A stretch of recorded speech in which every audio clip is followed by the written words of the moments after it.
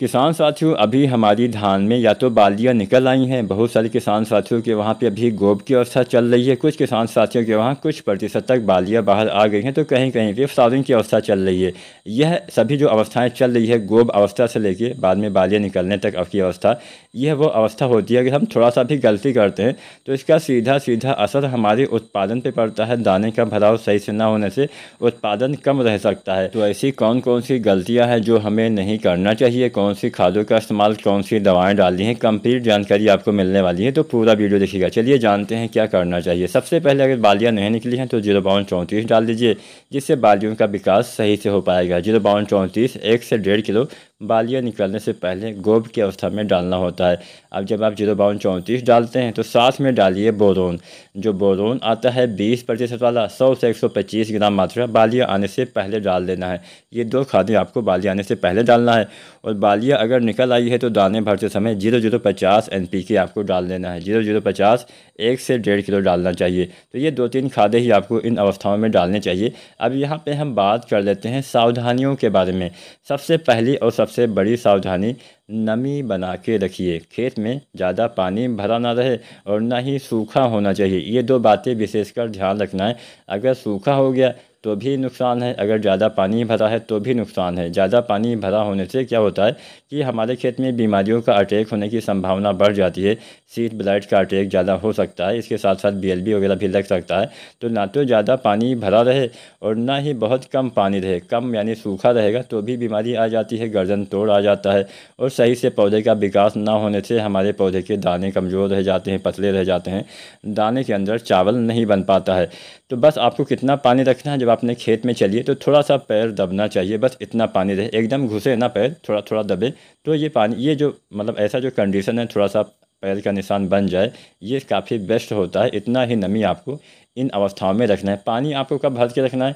धान की फसल में पानी 2 बार भर के रखिए। पहली बार तो रोपाई करते समय 2-4 दिन तक, 5 दिन तक पानी भर के रखना होता है। इसके बाद में आपको पानी भरना चाहिए, मतलब भर के रखना होता है जब आपकी धान की फसल में बालियां निकल रही हों। बालियां निकल रही हों उस समय पानी भर दीजिए। और जब बालियां बाहर निकल आएँ तो यहाँ पे जब फ्लावरिंग की अवस्था ख़त्म हो जाए, जब आपके फ्लावर जो फूल होते हैं झड़ जाएं, तब तक पानी भर के रखिए। 2 इंच, 3 इंच, 4 इंच जितना आप भर सकें। इस अवस्था में पानी भरने से बालियों का विकास सही से होता है। लेकिन बाद में जब बालियाँ निकल आती हैं तो आपको पानी जो होता है, मतलब फ्लावरिंग की अवस्था के बाद पानी हटा देना चाहिए। इसके बाद में पानी आपको नहीं भरना होता है। अब ऐसा नहीं कि बहुत ज़्यादा पानी भरना है। ज़्यादा पानी भरने से नुकसान क्या होता है? एक तो थोड़ी सी भी हवा चली तो फसल के गिरने की संभावना हो जाती है। दूसरा, बीमारियों का अटैक होने की संभावना हो जाती है। तो ये गलती भी आपको नहीं करना है। एक गलती हम और करते हैं, यूरिया खाद डाल देते हैं।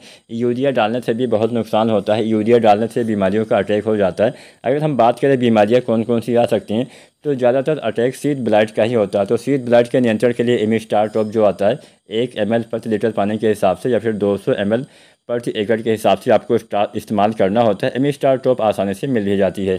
अब इसका इस्तेमाल कब करना है? सीड ब्लाइट के नियंत्रण के लिए करना है। सीड ब्लाइट की पहचान क्या होती है? चॉकलेट कलर के आपको चकत्ते यानी धब्बे नज़र आ जाते हैं नीचे की तरफ से ऊपर की तरफ बढ़ते हुए, तो समझ लीजिए कि यहाँ सीड ब्लाइट का अटैक हो गया है। अब इसका इस्तेमाल, एमिस्टार टॉप का इस्तेमाल तभी करिएगा जब इस बीमारी यानी सीड ब्लाइट का अटैक के लक्षण आपको दिखाई दें।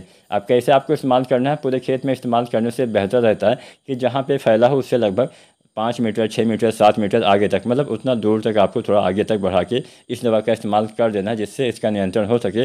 नाइट्रोजन का इस्तेमाल यानी यूरिया मत डालिएगा, ज़्यादा पानी भर के मत रखिएगा। तो ये सीड ब्लाइट हो गया, फिर BLB हो गया, ये तमाम बीमारियाँ फैलने की संभावना जो होती है कम हो जाती है। तो वैसे भी इस साल ज़्यादा पानी नहीं बरसा, लेकिन फिर भी अगर आपके वहाँ पर सिंचाई के ऐसे संसाधन होते हैं तो कुछ किसान साथी पानी बहुत ज़्यादा भर देते हैं, जिससे बीमारियाँ होने की संभावना बढ़ जाती है। एक सावधानी और बरतनी होती है, जब फ्लावरिंग की अवस्था होती है उस समय कुछ भी छिड़काव करने से आपको बचना चाहिए। कुछ भी अगर आप स्प्रे कर देते हैं तो भी समस्या आ जाती है, हमारे दाने के अंदर चावल भरने की समस्या हो सकती है। तो यहाँ पे फ्लावरिंग की अवस्था में भी कुछ भी चीज़ आपको छिड़काव नहीं करना है। तो यहाँ पे जो जो हमने बताया कि आपको कैसे दवा का इस्तेमाल करना है, कैसे कौन सा NPK डालना है, और इसके साथ साथ यूरिया नहीं डालना है, कोई भी दानेदार खाद नहीं डालना है। वीडियो पसंद आई हो तो लाइक करें, कोई सवाल हो नीचे कमेंट करें और चैनल को सब्सक्राइब करें। धन्यवाद।